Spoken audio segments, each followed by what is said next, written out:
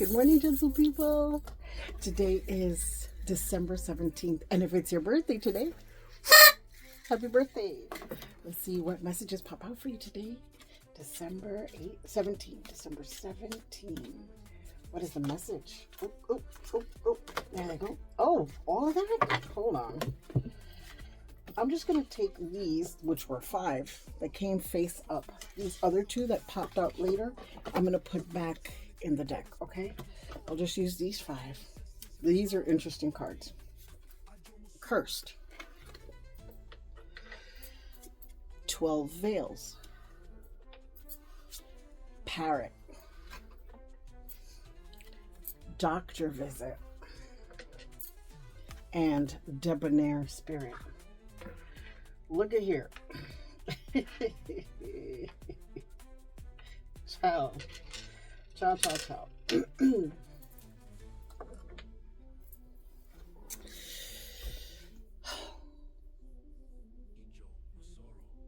You're not getting much accomplished because you got all this going on, okay? You are cussing people out. You got unsettled business that you need settled. You got all these people talking in your ear, and you realize that they just repeat what other people say. It's not genuine, it's not innovative, nothing. They're just parroting, just mimicking what other people say. And it got you like really guessing yourself. Maybe you have doctor visits pending, or maybe you feel like you need to go to the doctor, but you really don't. You're dragging your feet. And you keep dreaming about your partner, the person that you want to be with. You're so disorganized right now because you're trying to take control of all of these things that are happening in your life. And life is like this. It's always throwing curveballs at us all the time. You can't control any of it. You can't control who you fall in love with or who comes in and out of your life. You can't control that. They come and they go. You can't control your body. Your body does what it does, especially if you're not taking care of it. Especially if you're aging. You can't control what people say around you or what they decide to repeat. You might say a story a certain way and they'll repeat it a different way. You can't control the things that you can't control. Some things are in the legal system and the laws are how they are. You could do everything you possibly can. You could try to get organized. You could try to get lawyers, but lawyers even do what they want to do. They don't even tell you the ins and outs. I guess they think that we're not smart enough, or that we, that we might not understand. And if we don't, run that shit through GPT and let her explain it to you at a 3rd grade level so that you can understand.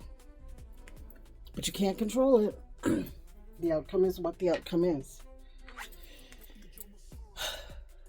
You cursing people out is not going to fix anything. Nothing. So if all of this is out of your control, why are you stressed out?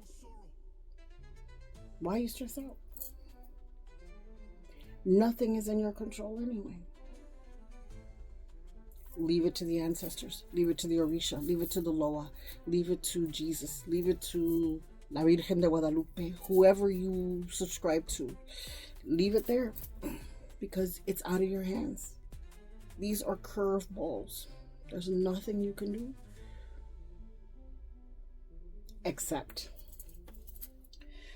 you can check yourself and avoid these doctor visits by caring for yourself. Take the vitamins, take the minerals, eat properly, drink the water. I should be talking. I don't drink enough water. You can be careful who you tell things to so that they don't repeat things the way they want to. And you cannot be listening to so much stuff on the internet. Even me. Don't listen to so much stuff on the internet because they're just repeating what ChatGPT told them. Okay? That's what you can control. What can you control?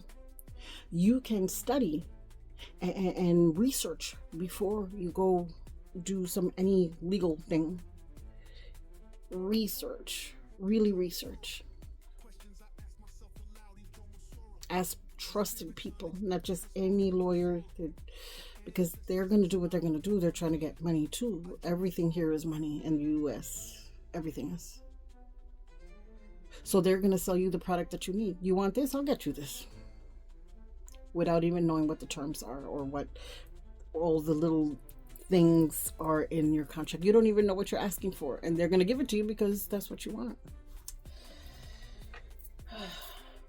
You can control what you say, how you feel, because your word is your wand. And whatever you say does manifest. Absolutely it does.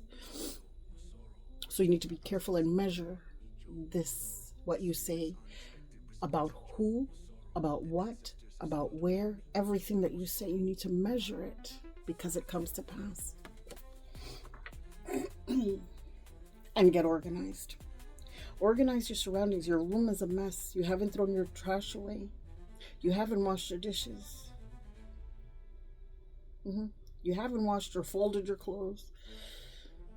Maybe they're washed, but they're not folded. They're not put away. You got little stacks and piles of papers here and books there, and you didn't put this away. Luckily, I live in a room that big. I have to put my things away at the moment. I can't leave it for later because then I can't move because the room is that big. But you have a big room and you say, I'll leave that there for later. And it's there a week, and 2 weeks later it's still there.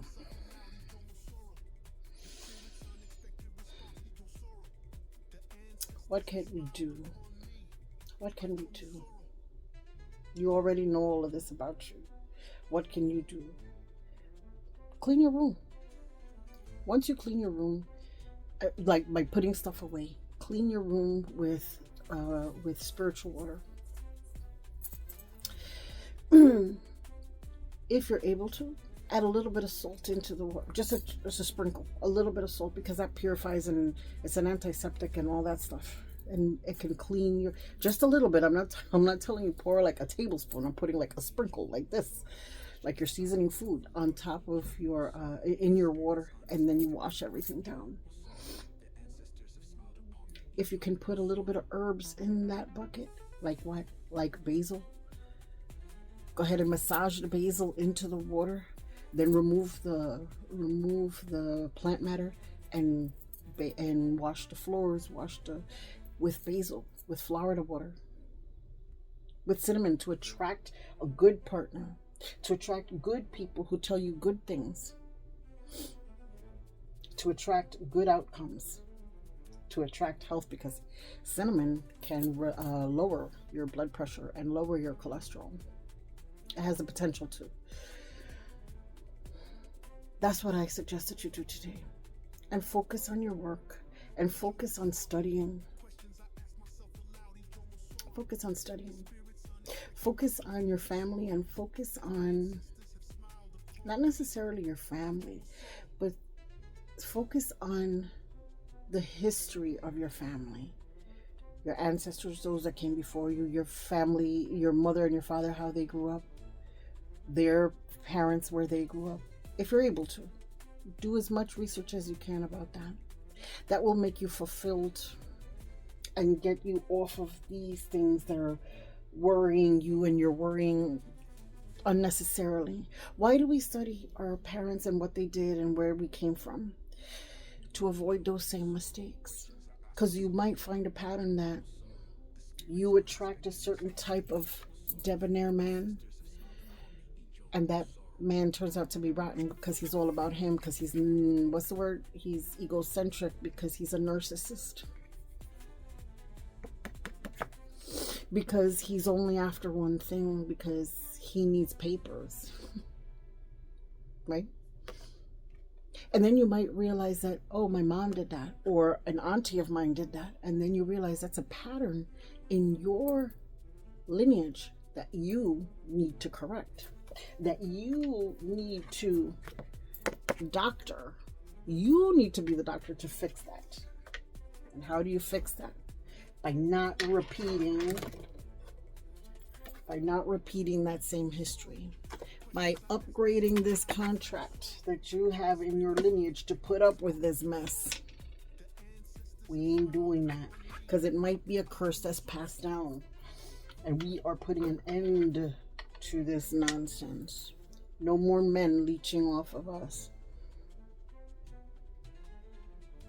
I hope that was helpful to someone. Okay, let me bring it out. This is my 2026 calendar with 14 of my paintings. Let's take a peek. This one here is called One Fruit and Chill, because some people only have one mission in life. They only have to say one word to one person who needs it at some point in life. And once they do it, they've fulfilled their mission, and they could just chill the rest of their life because they came and did that one thing that they came here to do. They had a prophetic word for someone, and sometimes it's not even a prophetic word. Sometimes it's just, I hugged you, and you needed that hug that one day because you felt like jumping off a bridge. And that was the only mission this person had to come do. Anyway, this is one of the many paintings that I have in here, and all these paintings have a story behind them. And you could find the calendar, the painting, and the story on my website, abukenke.art. Anyway, please walk in joy. Know that this place is sacred, divine, and special just because you're here. And I am so grateful that you spend time here at Ijomosoro with me. Ashe.